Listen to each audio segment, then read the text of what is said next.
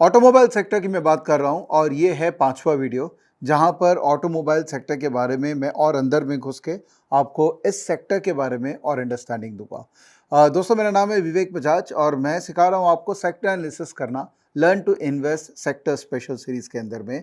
और हमने automobile sector को सबसे पहले पकड़ा है और पहला वीडियो में मैंने आपको मोटा मोटी एक आइडिया दिया था सेक्टर है क्या। उसके बाद 3 वीडियो मैंने ईवी पे बनाया था, इलेक्ट्रिक व्हीकल पे। तो अगर आपने नहीं देखा तो आपको वो तीनों वीडियो देखनी चाहिए और पूरा इलेक्ट्रिक व्हीकल इकोसिस्टम को मैंने ABCD पूरा अच्छे से समझाया उसका, और उसी को कंटिन्यू करते हैं। आज हम लोग नेक्स्ट बातें करते हैं ऑटोमोबाइल सेक्टर में। इस बार बातें करेंगे ऑटो एंसिलरीज के बारे में। बहुत इंपॉर्टेंट इंडस्ट्री है ये पूरे ऑटोमोबाइल सेक्टर को अगर हम देखें, बिकॉज अल्टीमेटली ऑटोमोबाइल है क्या? एक गाड़ी है, ढांचा है जिसके अंदर में छोटे छोटे पार्ट्स हैं, और वो पार्ट्स को ही अगर आप स्टडी करें तो वो पूरा एंसिलरी में आ जाता है। दोस्तों, मैं आज है ना वेलकम करना चाहूँगा मेरे स्टॉकेज क्लब मेंबर्स लोग को भी, क्योंकि उनको भी मैंने कहा है कि आप यूट्यूब के अंदर में ये वीडियोस को लाइव देखेगा तो एक एक सेक्टर के बारे में मैं आपको अंडरस्टैंडिंग दूंगा। तो अपार्ट फ्रॉम मेरी YouTube family, StockEdge club members भी जुड़े हुए हैं। So thank you so much for joining for this amazing learning session we are going to have today. So part 3 of automobile sector industry आज हम cover करेंगे। 2 video में इसको मैं डिस्ट्रीब्यूट करूंगा, बिकॉज इतनी बातें हैं करने के लिए कि एक वीडियो में करूंगा तो हड़बड़ी हो जाएगी। तो आज मैं पहली 5 इंडस्ट्री के बारे में बात करूंगा और उसके बाद जो 4 और इंडस्ट्री है उसकी बातें मैं नेक्स्ट वीडियो में करूंगा। तो मैं आज कवर करने वाला हूं कास्टिंग्स, बियरिंग्स, बैटरीज, टायर्स और लुब्रिकेंट्स के ऊपर में। ठीक है, आगे बढ़े। तो एक गाड़ी का अगर मैं प्रोटोटाइप आपको दिखाऊं तो टिपिकली एक गाड़ी के अंदर में मल्टीपल पार्ट्स होते हैं। तो अगर मैं पार्ट्स को डिवाइड करूं तो एक बहुत अच्छा मेरे को इमेज मिला जिसमें इस तरीके से हम गाड़ी के पार्ट्स को डिवाइड कर सकते हैं। Power train, body, chassis, assembly, electrical और इंटीरियर्स। पावर ट्रेन का मतलब हो गया इंजन और आपके जो पावर जनरेटिंग जो जितने भी होते हैं, जैसे फ्यूल टैंक वगैरह। उसके बाद हो गया बॉडी। बॉडी मतलब बॉडी का स्ट्रक्चर जो कि एल्यूमिनियम का बना हुआ रहता है ना। उसके बाद है चेसिस। चेसिस क्या करता है? चेसिस के अंदर में ब्रेक आ गया, स्टीयरिंग आ गया, वो सब चेसिस जो नीचे का पार्ट है उसको मैनेज करता है। उसके बाद इंटीरियर, अंदर का जो डैशबोर्ड, सीट, वो सारे आ गए। उसके बाद इलेक्ट्रिकल मतलब गाड़ी को इलेक्ट्रिकल पार्ट्स, वायर्स, वो सारे आ गए। और finally assembly. Assembly is a combination of few things which becomes here and there in the car. So 35% के करीब गाड़ी का कॉस्ट जो है वो पावर ट्रेन है, 35% बॉडी है, 16% चेसिस है, इंटीरियर जो है वो 12% है, इलेक्ट्रिक 1% है और असेंबली 1% है। इससे आपको एक आइडिया लग रहा है कि किस पार्ट का कितना बड़ा रेलेवेंस है। सबसे पहले डिस्कशन करते हैं कास्टिंग्स के ऊपर में।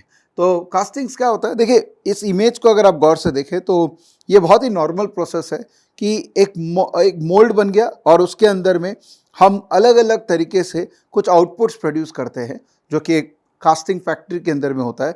वो आउटपुट जो है वो अल्टीमेटली गाड़ी के अंदर में यूज होता है। जैसे इंजन अगर बनाना है तो इंजन के लिए ये मोल्ड से ये आउटपुट बनेगा तो उससे इंजन क्रिएट होगा। दोस्तों, ये PPT मैं इस वीडियो के नीचे शेयर कर रहा हूँ ताकि आप इसको डिटेल में पढ़ सकें। मैं एक एक बातें आपको वर्बोस नहीं बोलने वाला हूँ, मैं मोटा मोटी आपको कॉन्सेप्ट बता दूंगा। उसके बाद आप PPT डाउनलोड करेंगे तो you will be able to learn what I am trying to say. So die casting is a metal casting process characterized by forcing molten metal under high pressure into mold creativity। इस मतलब कि जो एक mould बना हुआ है जिसके अंदर में क्रिएटिविटी डिफाइंड है, उसको अगर हार्ड प्रेस करेंगे उसमें कुछ डाल के तो एक फाइनल आउटपुट प्रोड्यूस होगा। इस प्रोडक्शन प्रोसेस के अंदर में लार्जली एल्यूमिनियम यूज होता है, बिकॉज गाड़ी के अंदर में सबसे मेन मेटल जो यूज होता है पूरे गाड़ी प्रोडक्शन प्रोसेस में है वो है एल्यूमिनियम। और अलग अलग तरीके के प्रेशर से आउटपुट प्रोड्यूस होता है। It could be die casting, could be vacuum die casting, could be squeeze die casting, gravity die casting. So अलग अलग तरीकों के हैं और ये इंफॉर्मेशन इसलिए इंपॉर्टेंट है बिकॉज अलग अलग कंपनियां अलग अलग तरीके के प्रोसेस को यूज करके कास्टिंग आउटपुट निकालती है जो कि यूज होता है गाड़ी के अंदर में अलग अलग तरीके से। जैसे गाड़ी का अगर चेसिस देखेंगे, जो कोर नीचे का इंफ्रास्ट्रक्चर होता है गाड़ी का, वो भी तो एक मोल्ड से ही प्रोड्यूस होगा। या इंजन है, इंजन के अंदर में जो छोटे छोटे एल्यूमिनियम की पार्ट्स आते हैं वो कहाँ से प्रोड्यूस होंगे? ये मोल्ड से प्रोड्यूस होंगे। ये जो कास्टिंग का पूरा इकोसिस्टम है उसमें 35% जो है वो ऑटोमोबाइल सेक्टर के लिए है। तो कास्टिंग ऐसा नहीं है कि खाली ऑटोमोबाइल में यूज होता है, हर कुछ चीज़ में जो कि लोहा एक पर्टिकुलर शेप में प्रोड्यूस होता है वो कहीं ना कहीं उस पर कास्टिंग का रोल होगा। तो 35% ऑटोमोबाइल इंडस्ट्री कंट्रीब्यूट करता है कास्टिंग इंडस्ट्री में। आगे बढ़ते हैं। इसमें स्कोप देखिए ऐसा है कि अभी क्या हो गया कि गाड़ियों को स्कोप बहुत बढ़ गई है, बिकॉज एक तो एक पॉलिसी आ गई जिसमें आपको पुरानी व्हीकल को डिस्कार्ड करना पड़ेगा। जैसे कमर्शियल 15 साल है और जो डोमेस्टिक है वो 20 साल है, तो उसका एक्चुअली वापस से टेस्टिंग होगा, और अगर टेस्टिंग में कंपनी वो गाड़ी खराब निकली तो ऑब्वियसली वो डिस्कार्ड हो जाएगी, जिसको रिसाइकलिंग बोलते हैं, और आपको नई गाड़ी लेनी पड़ेगी। तो बेसिकली गाड़ियों का सेल का स्कोप इंडिया में काफ़ी हाई है आफ्टर दिस पर्टिकुलर पॉलिसी।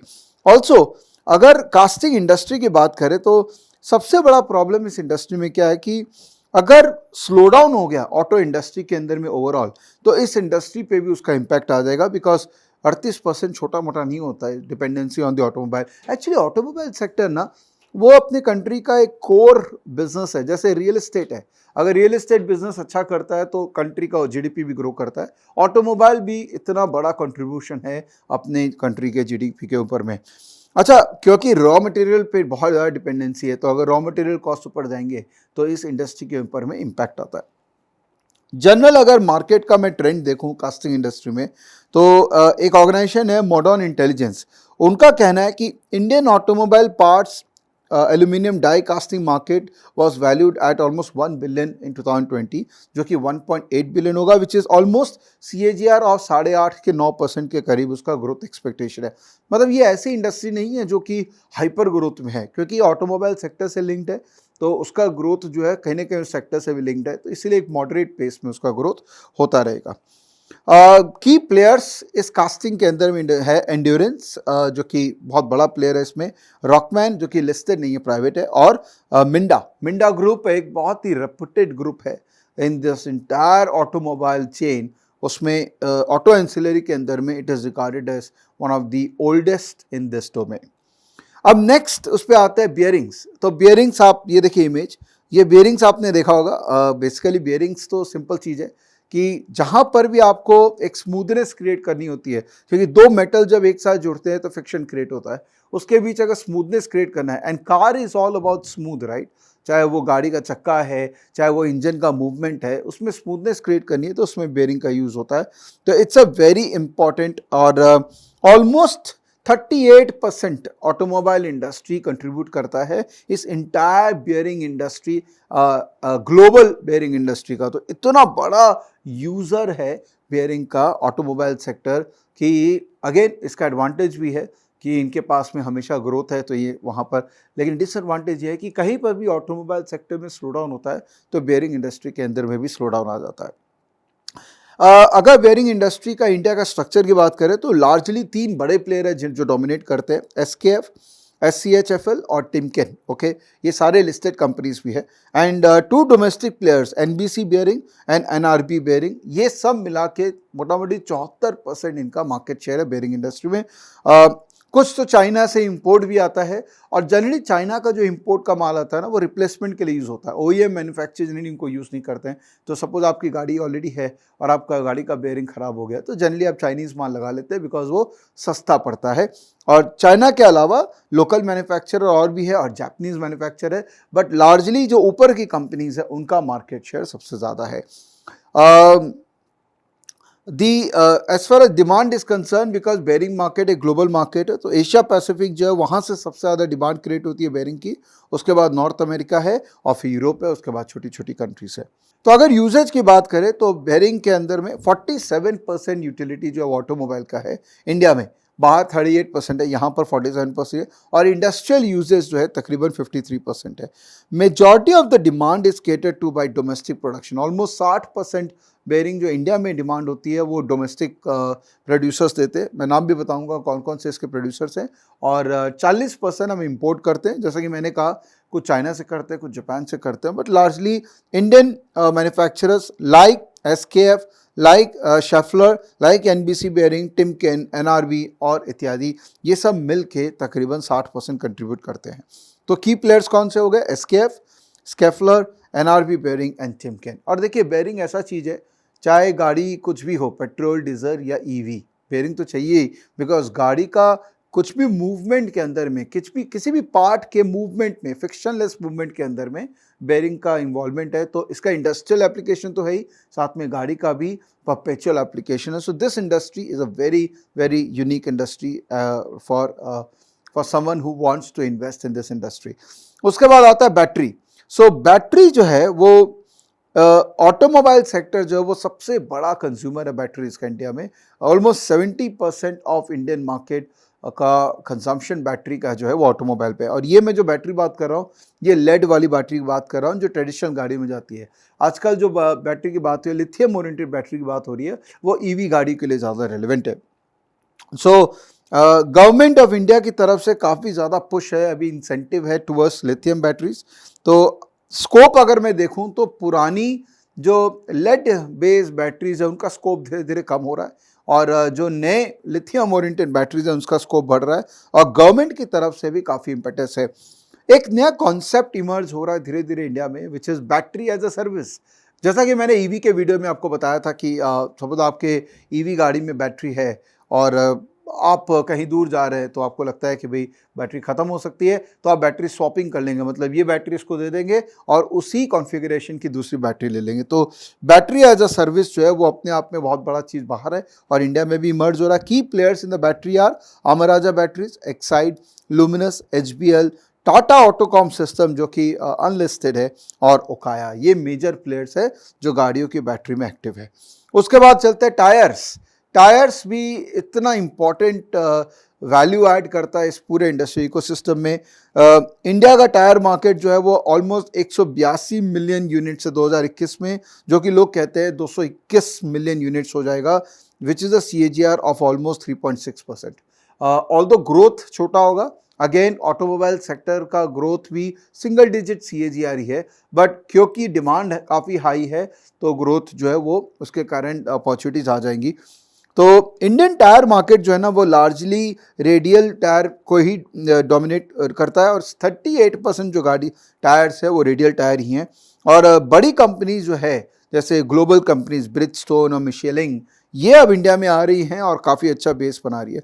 देखिए टायर का यूटिलिटी, टायर बनता कैसे? टायर बनता है, एक तो नेचुरल रबर उससे बनता है, प्लस कार्बन ब्लैक यूज़ हुआ जाता है उसके अंदर में, क्योंकि ultimately carbon black as a raw material क्या करता है, उस प्रोडक्ट का ड्यूरेबिलिटी को बढ़ाता है, और वो UV लाइट और ओजोन से जो नॉर्मल रबर है उसका जो इम्पैक्ट होता है उसको रिड्यूस करता है।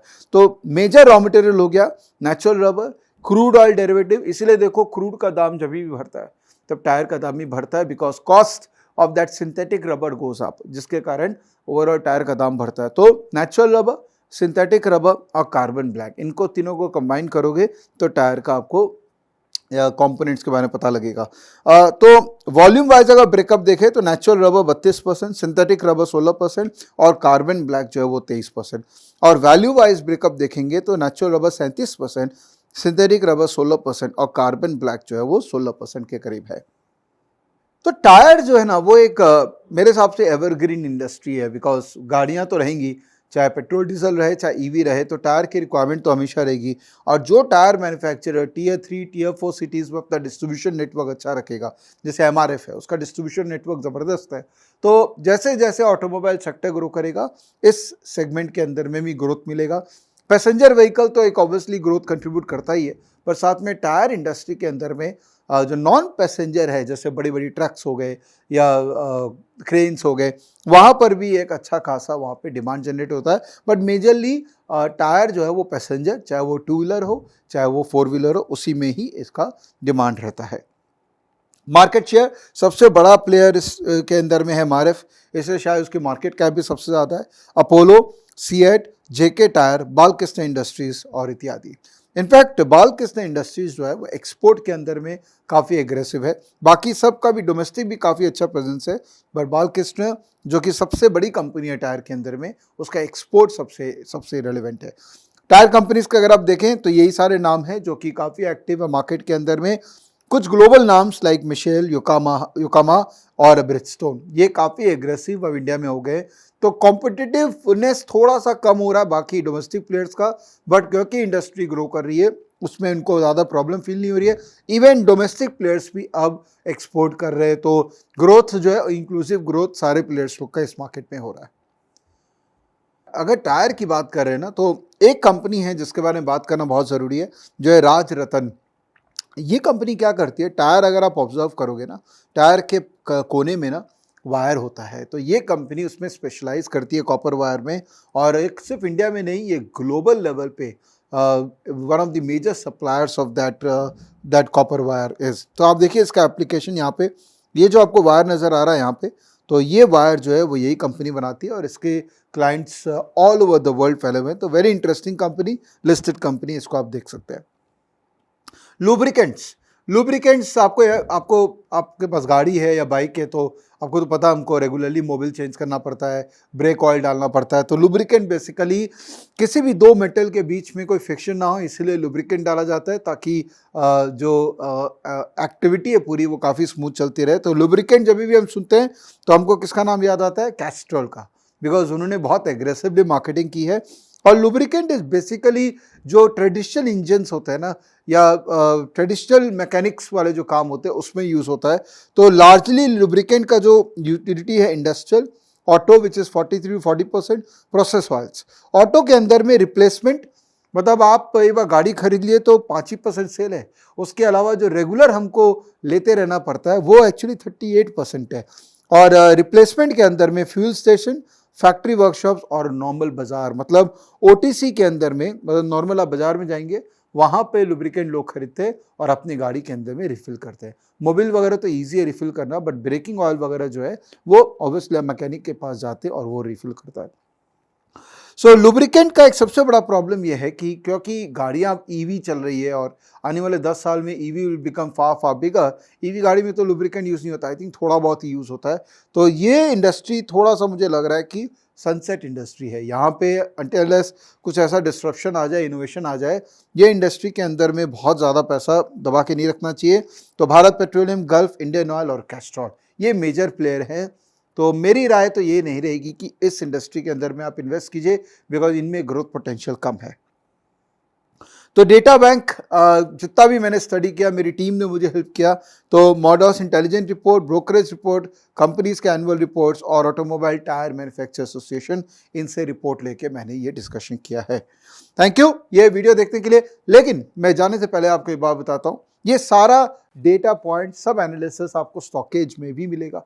आप स्टॉकेज के अंदर में जब आप सेक्टर में जाएंगे तो यहाँ आप ऑटोमोबाइल सेक्टर में जाएंगे तो यहाँ आपको वो सारे एंसिलरीज के नाम मिल जाएंगे और किस एंसिलरी सर्विस के अंदर में किस कंपनी का स्ट्रेंथ है, उसका क्या मार्केट कैप है, डेट है, क्या प्राइवेट पीई है, वो सारा डिटेल्स आपको यहाँ पर मिल जाएगा। तो अगर आपको फॉलो ऑन रिसर्च ये सारे इंडस्ट्रीज़ में जो कि ऑटोमोबाइल सेक्टर का पार्ट है, इन पे अगर करना है तो स्टॉकेज में जाके हर कंपनी के बारे में डीप रिसर्च करके आप अपना जजमेंट बना सकते हैं कि आप उस कंपनी में अपना इन्वेस्टमेंट करेंगे कि नहीं करेंगे। तो ये तो हुआ दोस्तों आज कुछ स्पेसिफिक उस पर चर्चा की हमने।